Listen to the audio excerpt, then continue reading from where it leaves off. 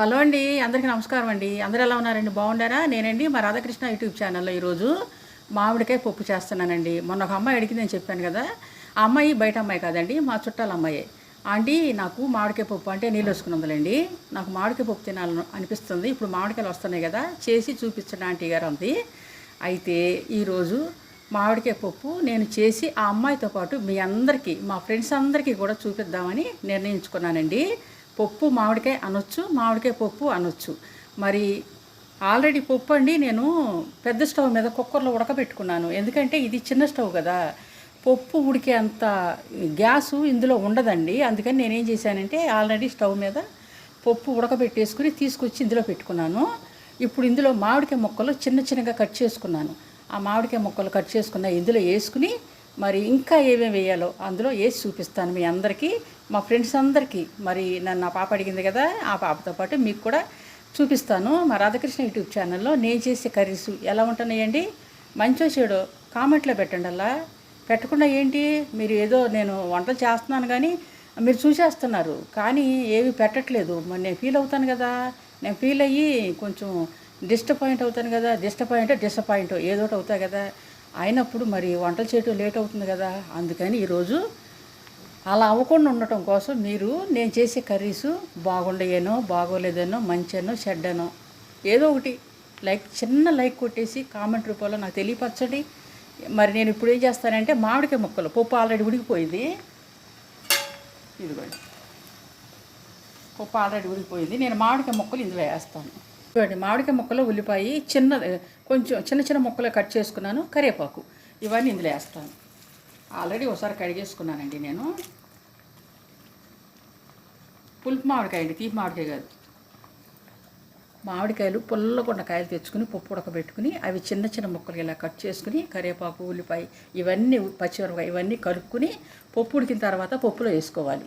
పప్పు ఉడికిన తర్వాత మామిడికాయ ముక్కలు అందులో వేసాను కదా, ఒక చిటికెడు పసుపు కూడా వేస్తానండి. వేసి ఏం చేస్తానంటే ఇది ఇలా తిప్పుతాను. ఇంకా తిప్పి ఇందులో కొంచెం వాటర్ పోద్దాం, లేదనుకోండి చక్కగా మామిడికాయలు ఉడికిపోతాయి అన్నమాట. పప్పు అండి చెప్పాను కదా, నేను ఆల్రెడీ కుక్కర్లోనండి 3 విజిల్స్ మాత్రమే రానిచ్చాను. అయినా మామిడికాయ పప్పు వండేటప్పుడు అండి ముందు పప్పు వండేసుకోవాలి, లేదంటే మామిడికాయ పులుపు కదా, ఈ పులుపుదనం తగిలిన తర్వాత ఇంకా పప్పు ఉడకదు. అందుకని ముందుగా పప్పు వండేసుకోవాలి. అది కుక్కర్లో 3 విజిల్స్ పెద్ద స్టవ్ మీద రానిచ్చాను. ఇదిగో ఈ చిన్న స్టవ్ మీద ఇలా పెట్టుకున్నాను. మరి మా రాధాకృష్ణ యూట్యూబ్ ఛానల్లో నేను చేసే కర్రీస్ మీకు నచ్చుతున్నాయండి. నచ్చినట్టయితే ఒక చిన్న లైక్ వేసుకోండి. పసుపు వేసాను, మామిడికాయ ముక్కలు వేసాను కదండి, ఉడుకుతుంది. ఇప్పుడు నేను కారం వేస్తాను అందులో. కొత్త కారం అని చెప్పాను కదా, మరి మీరు కూడా పట్టించేసుకున్నారండి కొత్త కారం. అదిగో కొత్త కారం కదా, కొంచెం తక్కువ వేసుకుందామండి, ఎందుకంటే మంటగా ఉంటుంది బాగా. కొత్తగా పట్టించాను, మొన్న ఆదివారమే పట్టించాను. అయితే మంటగా ఉంటుంది కదా బాగాను, అందుకని నేను తగ్గించేసుకుంటున్నాను. వేసుకున్నాను కదండి, నేను ఇప్పుడు తిప్పేసుకుంటాను. తిప్పుకుని చక్కగా ఇదంతా కలయి పెట్టుకున్నాను అనుకోండి, చక్కగా ఉడుకుద్ది అనమాట. పప్పు ఉడికిపోయిందండి. నేను ఇప్పుడు కొంచెం ఉప్పు చల్లుతాను, జల్లి మెదిపేస్తాను. ఇదిగోండి, ఇప్పుడు ఏం చేస్తానంటే నేను పప్పుని చక్కగా మెదిపేసుకుని ఆల్రెడీ తాలింపు చేసుకుంటా తెచ్చేసుకున్నాను. ఇక్కడే తాలింపు చేసేస్తాను. పప్పు ఉడికిపోయిందండి, నేను ఇంకా మెదిపేసుకుంటాను. పప్పు మెదిపేసుకుంటున్నానండి.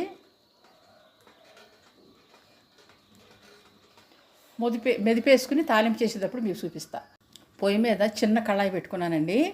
ఇదిగో నూనె వేసుకున్నాను. కళాయి పెట్టుకున్నాను కదా, నూనె వేసుకున్నాను. ఈ నూనెలో ఇప్పుడు నేనేం వేస్తానంటే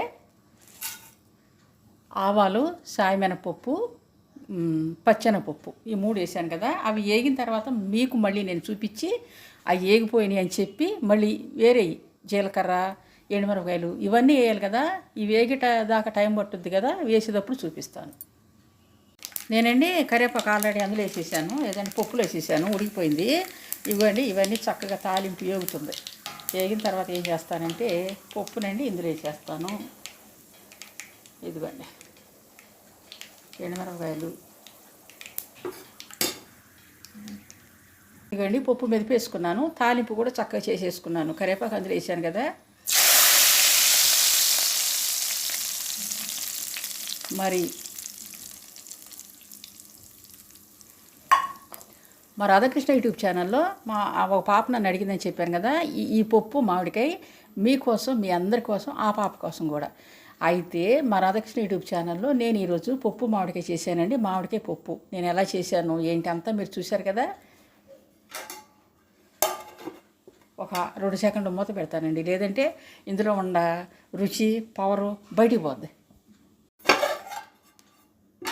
ఇప్పుడు చక్కగా తాలింపుని తిప్పుకుంటున్నాను అనమాట. ఇలాగ తిప్పుకుని మనం చక్కగా ఇదిగోండి తాలింపు చక్కగా చేసుకున్నానా మరి మీకు చూపించానా మరి మా రాధాకృష్ణ యూట్యూబ్ ఛానల్లో నేను చేసిన ఈ పప్పు మామిడికాయ పప్పు మీకు నచ్చినట్లయితే మాకు చక్కగా కామెంట్ పెట్టండి, లైక్ చేయండి, షేర్ చేయండి, సబ్స్క్రైబ్ చేసుకుని మా రాధాకృష్ణ యూట్యూబ్ ఛానల్. ఈరోజు ఈ వీడియోని ఇంతటితో ఆపేస్తానండి. రేపు మళ్ళీ ఇంకొక కర్రీ ఎవరన్నా అడిగితే చేస్తా, లేదంటే నా ఓన్ కర్రీ నేను వండుకుని మీ అందరికీ చూపిస్తాను. అంతవరకు బాయ్ ఫ్రెండ్స్. మరి మా రాధాకృష్ణ యూట్యూబ్ ఛానల్లో ఈరోజు ఈ కర్రీతో నేను ఆపేస్తున్నానండి. బాయ్ అండి, బాయ్.